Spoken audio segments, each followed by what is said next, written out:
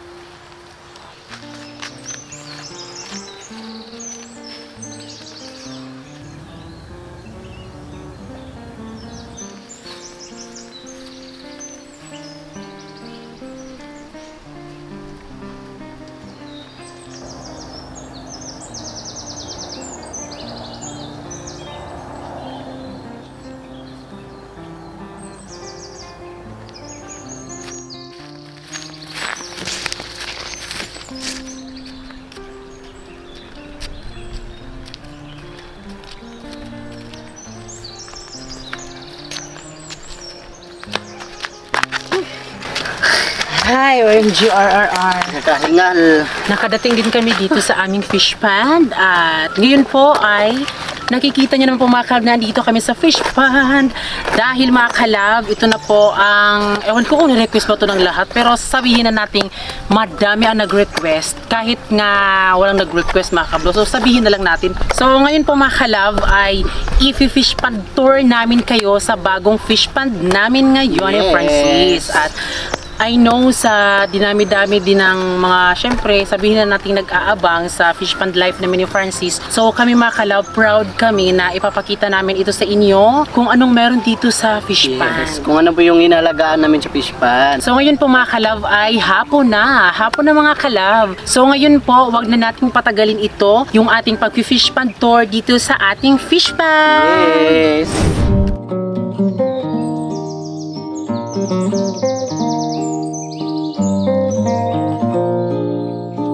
So ngayon mga kalab, so ngayon po ay andito tayo sa mismong daanan talaga namin. So actually, dalawa yung daanan namin, dito sa harap at doon sa likod. Yes. So bakit nga ba dalawa? So malalaman nyo yan mamaya mga kalab. So ito po ang aming daanan papunta po sa aming fish pond mga kalab. Dito, lakad-lakad ka dito. So ayun po, nakikita nyo po ang tanawin na napakaganda kagaya ng aking kagandahan. Pagpunta namin dito, madami po siyang mga damo-damo. Pero, kinuha po ni Uncle Nestor. Nakikita niya naman po mga kalab na sobrang linis na po.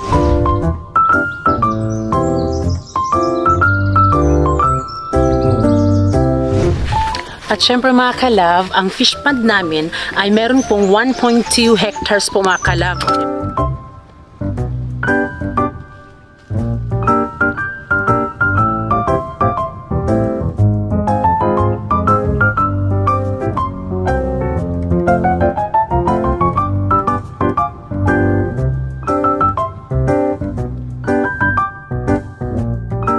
Diba? Sobrang laki. Kaya yung 1.2 hectares mga kalab, ang nakaganda dito dahil yung fish pond namin ay isa lang po yung tanawin. Kaya lang, parang hindi nyo siya nakikita na isang tanawin lang mga kalab. Yung isang pagtingin mo lang, nakikita mo na mga kalab, isang tanawin lang. So hindi na siya nakikita sa ngayon dahil madami po siya mga damo-damo mga kalab. O tignan nyo mga kalab, bakit sobrang dami ng damo mga kalab, no? May mga gilid, may mga damo-damo pa siya mga kalab. Sa akin mga kalab, gusto ko na kunin sana siya yung mga damo dito mga kalab. O, ito.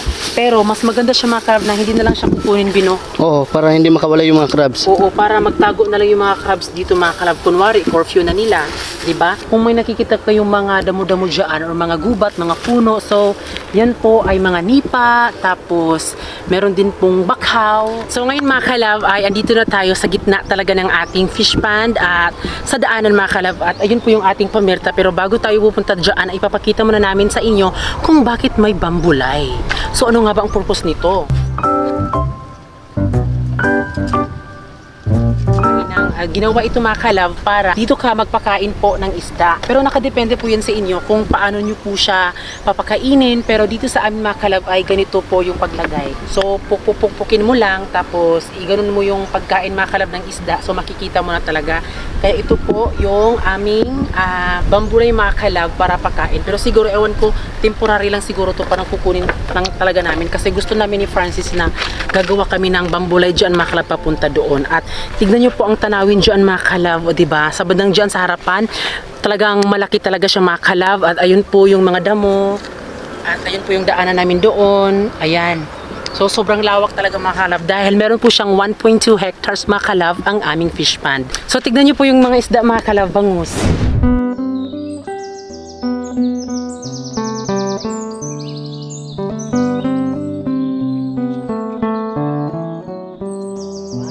At syempre may nagsabi din pala kung bakit namin hindi nilagyan ng lumot. So hindi daw okay yung paglagay namin dito at hindi daw kami marunong. Actually ganoon kasi yun. Naglagay na po dito yung aming caretaker. Noon pa man talaga mga kalab nung nagbabantay siya. Pero hindi nagkakaroon ng lumot dito. Nilagay nila lang lumot pero palpak dahil kinakain po ng mga banisil. So, Madaming banisil. Oo, madami kasing banisil dito mga kalab. At sarap naman siyang kunin pero yung mga tao kasi dito parang hindi na sila naano sa mga banisil na yan kasi palagi nila nakakain. Mas maganda daw binuna yung bangus daw kakainin nila lumot. Pero paano tayo maglalagay dito ng lumot kung kakainin po ng mga banisil? Ang ilalagay talaga namin dito ay alimango at sugpo. So yung mga banisil kasi pwede po yung kainin ng mga crabs mga kalab at mas lalong tataba sila kapag kinakain nila ang banisil. At ngayon mga kalab, ayan dito tayo sa ating pamerta. Yes, meron kaming dalawang pamerta pero hindi natin aangkinin dahil isa lang ang pamerta natin. So, syempre, para lang yang sa jowa, isa lang dapat, hindi pwede dalawa. So, ngayon po ay ang pamerta po namin mga kalab ay sa bandang dito po. So, as you can see, nakikita nyo mga kalab, di ba?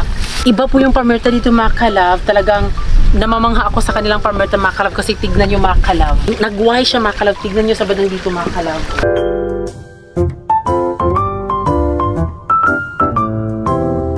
Diba ang ganda? Naka-ano siya? Naka-Y po siya. Ayan po yung aming pamerta mga kalab seradora. So ito po yung aming ginawa na seradora. Ayan, tingnan po mga kalab po ito, seradora mga kalab. Naglalagay din kami dito ng net para yung mga isda ay hindi papasok dito.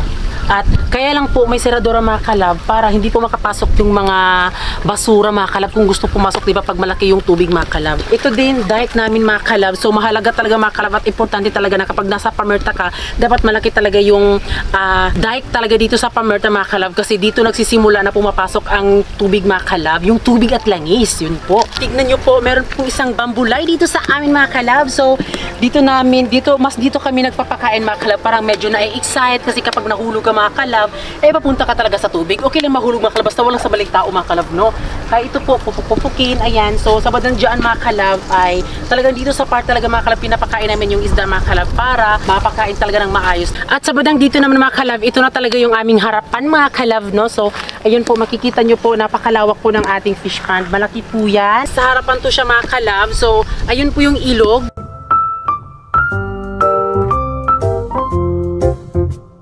O diba, ilog po siya mga kalab. Ngayon mga kalab, ngayon po ay lumipat po tayo ng camera mga kalab kasi yung ating camera mga kalab na Canon ay syempre nalobot mga kalab, hindi nakadala ng power bank mga kalab, diba? Ito po ang pinakabongga mga kalab dahil nakikita nyo po mga kalab, may mga kawayan po yung aming dike dito. So iba po yun mga kalab. So siguro, ewan ko kung ganoon din po ba sa iba mga kalab. Dito ko lang din po nalaman mga kalab para mas safety talaga po ang inyong dike. So kailangan nyo pong lagyan po ng kawayan mga kalab. Haharangin niyo po mga kalab. So tignan niyo po doon mga kalab. Oh. So meron pong nilagay dito na kawayan mga kalab. Ayan, inuusok siya kung sa Bisaya mga kalab. Tinutusok siya mga kalab. Nilalagyan po siya ng mga kalab o kawayan mga kalab. Tapos may mga sako dyan. Pagkatapos ay tatambakan po siya ng mga lupa. At sa bandang dito din mga kalab. Oh, tignan niyo mga kalab. Kawayan po siya. Kawayan po. Kaya dito sa bandang dito mga kalab ay napaka-strong niya talaga mga kalab. Mas strong pa sa relasyon nyo. Ngayon lang din po namin nalaman mga kalab na pwede pala ang ganito. Ito pala yung proseso. Ayan po, kawayan po siya mga kalab. Oh, di ba? So yung dike dito ay talagang lumiliit na siya. Pero okay na okay lang yan dahil po meron naman pong nakaharang dito na mga nipa mga kalab. Tignan nyo. Oh, di ba? Nipa siya lahat mga kalab. So talagang hindi kami mag-worry dito mga kalab kung matatala siya kasi meron kasi nakaharang po na mga nipa. Ayan, malalaking ugat po ang nakaharang dyan. At siyempre mga kalab, may butas din yung ating area mga kalab sa mismong dike talaga natin dito mga kalab. Ayan po yung butas.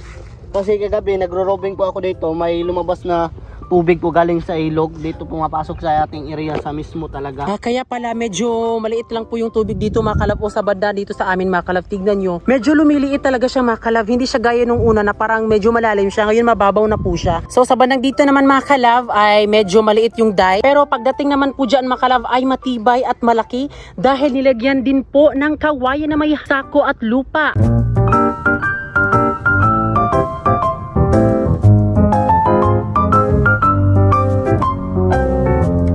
So ayan mga kalab, ipapakita ko talaga sa inyo no. Tignan nyo, o di ba? Grabe, sobrang ano po ni Uncle Nestor mga kalab. Grabe yung utak niya talaga. So ito nakaharang po na kawayan kasi di ba matibay kasi yung kawayan. Grabe talagang pinapatong-patong talaga no. Tapos nilagyan ng sako at ayun. Oh, di ba? Super iba yung technique po ni Uncle Nestor.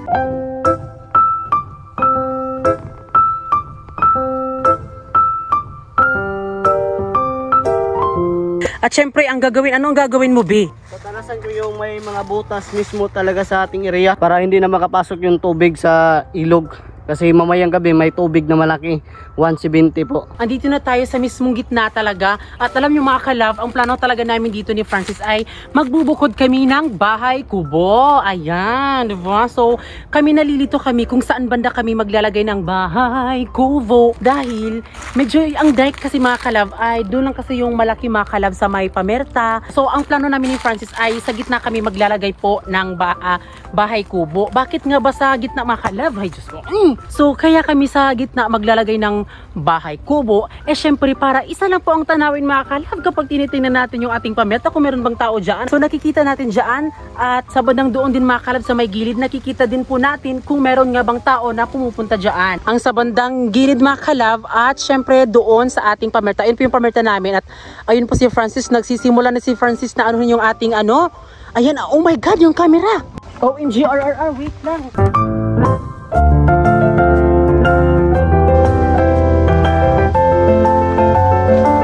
Oh my God, ayan mga kalab, umuulan na talaga siya mga kalab, no? So dito mo lang natin to ilalagay kasi medyo may mga puno naman.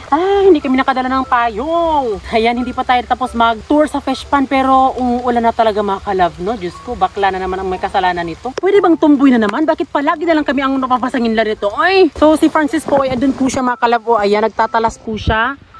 So napakasipag talaga ng aking boyfriend mga kalab. Mamaya ko na kayo pagpatuloy sa pag-fish pad, no? Ano ba naman kayo? Uy, maghintay naman kayo dyan. Okay lang sana kung water dispenser po yung ating cellphone. Talagang itong ating cellphone mga kalab, fake lang naman to. Uy, hindi to pwede sa water dispenser mga kalab, di ba?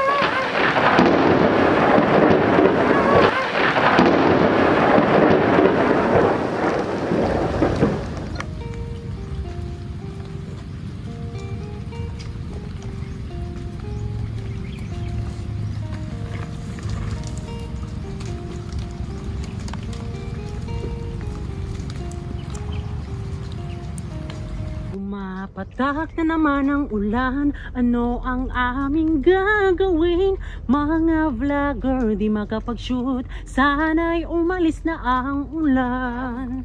Tumitila na po ang ulan at so ito magpapa-advise ako sa inyo mga kalab ha, kung saan ba banda magbukod ng bahay. Maganda din doon sa pamerta kasi kapag syempre makikita mo agad-agad. At dito sa bandang dito mga kalab, ito yung pinaka-bet namin ni Francis. Kahit na maliit po yung dike dito mga kalab, nagplano kami ni Francis. Diba ito lang naman yung dike. So napag-isipan namin ni Francis na pwede siya lalagyan dyan mga kalab ng kawayan, dyan. Tapos dyan, kapag nalagay na po yung kawayan, lalagyan na po ng lupa para medyo malaki-laki po siya. Kung dito kami magbubukod mga kalab, ay meron pong malaking bakhaw po sa likod ng aming bahay. Ayan, sobrang laki po ng bakhaw dito mga kalab. Oh, ayan, bakhaw. Bakhaw po yan. At napag-isipan din namin ni Francis na what if kung sa taas kami ng bakhaw magbubukod ng bahay, pwede ba yun? Yung sa may puno kibali makalab ba, pwede mong lagyan ng bahay dyan.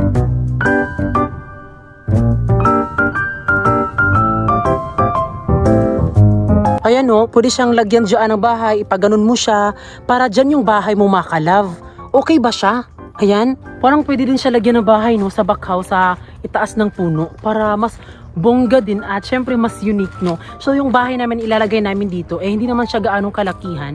Maliit lang, yung kasya lang kami tatlo ni Giselle, 'di ba? Kasi bahay kubo lang naman. Kung nakikita nyo po dito kami makala, mala Jericho at Christine, 'di ba? Dito sa bandang dito na kumakain kami.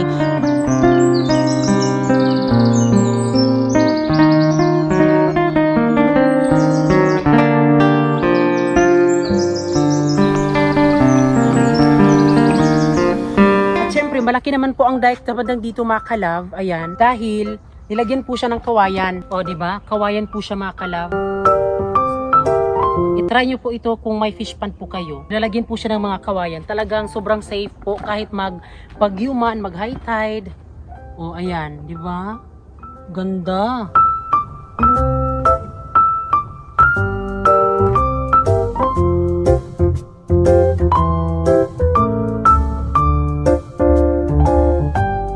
Sobrang laki po ng sa bandang dike dito. Hindi nyo po ma-appreciate kung gaano kalaki kasi diba naka-wide kasi tayo no. So sa bandang dito mga kalab ay ilog po siya at sa bandang dito naman ay aming fish pond po, diba? Maganda po ang view dito mga kalab no. Kasing ganda nyo. Okay din po siya, nalagyan din po siya ng bahay dito. Pero dahil meron kaming vlog ni Francis na magtatanim po kami dito ng mga gulay, gano'n, di ba? Kasi malayo tayo sa mga kalab, sa baryo. Kung gusto nating magkaulam, talagang pipitas lang po tayo ng mga gulay. Kasi di ba ang gulay ay may sustansya, kaya sa mga bata dyan, kainin nyo. Kasi kung hindi kayo kumakain, kayo ang kakainin ng monster. Maganda kaya no, kapag lagyan ng magtatanim kami. So, comment below kung gusto nyo magtanim kami ng mga gulay dyan para hindi na siya hassle. At sa bandang likod naman mga kalab, di ba? Malaki din naman siya mga kalab, di ba? Sobrang laki ng dike dito.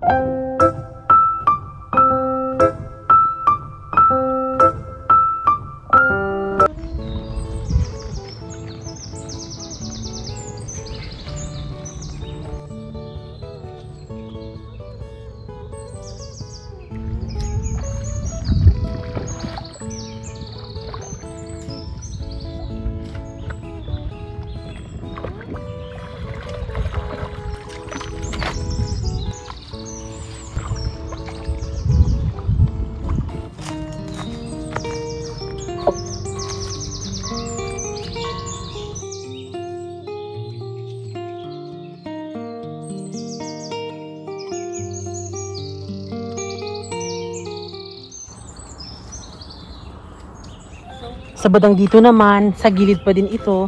At dyan po kami naglalampas po ni Francis, kaming dalawa. So sa mga hindi nakakita, panoorin niyo po yan kung paano po namin kunuha ang mga damo. At ito po yung sa mga kalab, kunwari kung doon kami sa Pamerta, so matatawag na namin siyang sa likod, di ba? Kaya ito po, may bahay dyan. Talagang ito po ay matibay pa po talaga ang bahay na ito mga kalab. So ito po ay batilis. Parang ganun lang siguro yan. Tapos i-renovate lang namin, lalagyan lang namin ng nipa. Kasi pwede lang naman kami maggawa ng nipa kasi marunong naman po kami ni Francis maggawa ng nipa. Siya lang pala yung marunong gumawa. So ayan, andito tayo sa loob ng bahay. Grabe matibay pa siya mga kalab. Tapos yung kawayan niya, matibay din. Ayan, may mga nipa. Ayan no. Sobrang tibay, grabe no. Ayan, matibay pa siya. Sobrang tibay pa mga kalab. Alam niyo, sobrang tagal na to, hindi pa din naaano. Alina! Alina! Kamulit to! Alina! Kanakuha na!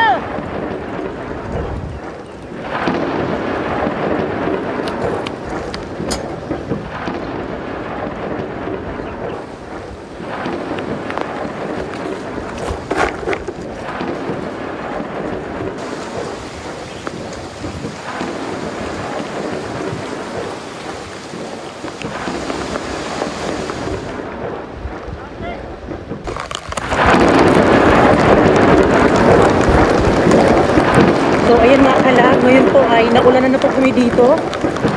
So papauwi na po kami mga kalab.